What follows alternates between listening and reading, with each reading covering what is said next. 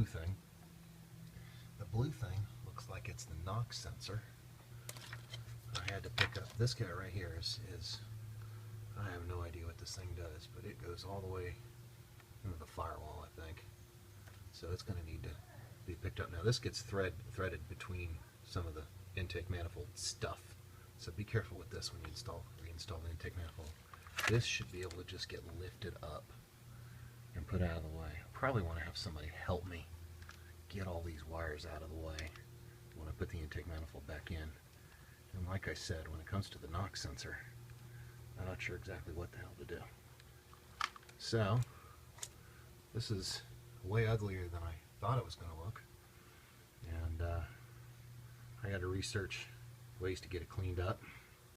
Oh, one more thing. This right here, I think this is the evap solenoid vent tube. It's going in the same bag, and it was on this.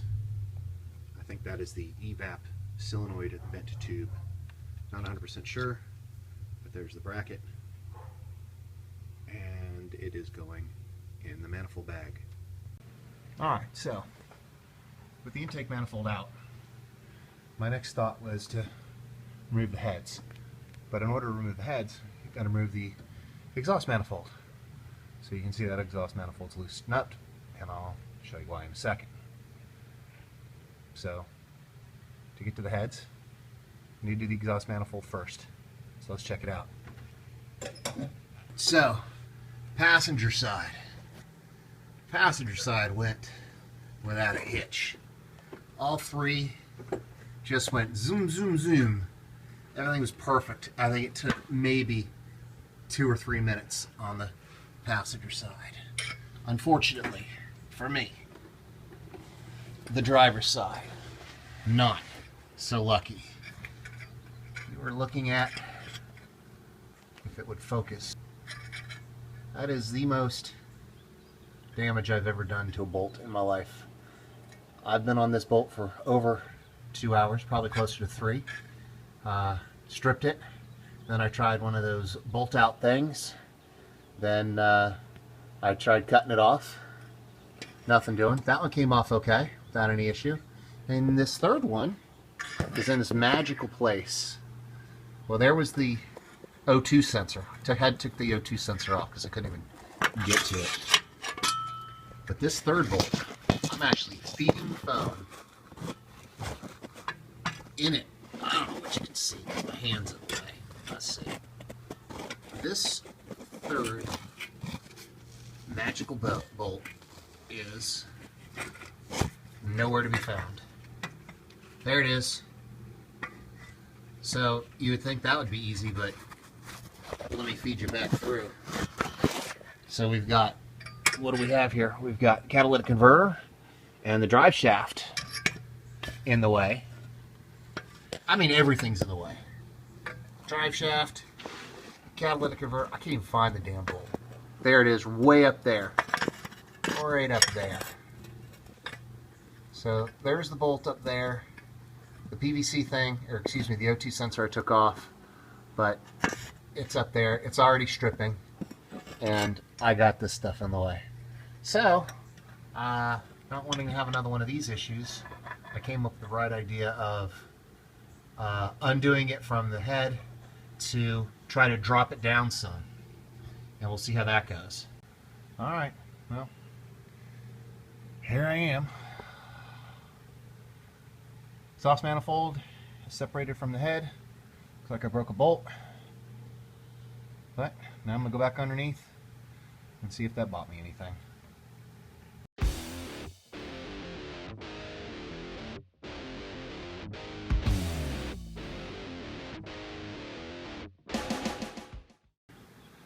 Alright, so exhaust manifold hit a snafu yesterday. Cannot get the exhaust manifold out of the driver's side. The steering column is in the way, so I'm gonna go ahead and see if removing this will help. Okay, with it removed, you can see that the exhaust manifold is still stuck in there. This did not buy me much. Maybe easier access to the bolts when I go to put everything back in. Certainly easier access to the spark plugs. Holy crap. My God, I should have done that. Should have done that first. Who freaking knew? Well, if you're going to do spark plugs on this car, this is the way to go. Easy access to almost all of them. Holy shit. Look at that. Wow. Not sure whether these are keepers or not. I seem to manage to mangle every single one of them. I'm trying to get a... That's what they look like. So I'm sure I can find replacements for that. And it looks like I'll need 3, 5, 7, 8, I don't know, call it 15. Alright, steering column. This is what it looks like. That bolt has been unloosened. Got 15s on each side, but I don't know whether I stripped them or what, but that's the way it looks. That's the way that looks like. I need to remove this to get the fucking exhaust manifold out of there. I need to remove this to get the gosh darn exhaust manifold out of there. Well,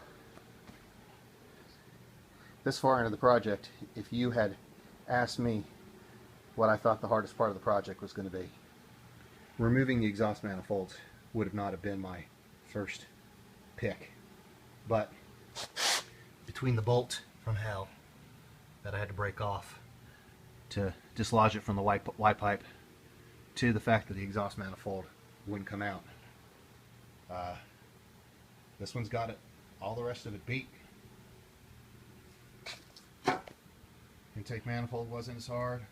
Water pump wasn't as hard. Well, spark plugs were a challenge, but not as hard. Number 8 spark plug. That was fun. Air intake was no big deal, and none of this stuff was a big deal. Transmission cooler lines on the radiator was a challenge. So, lots of challenges so far. And I'm sure lots of challenges await. Because I think,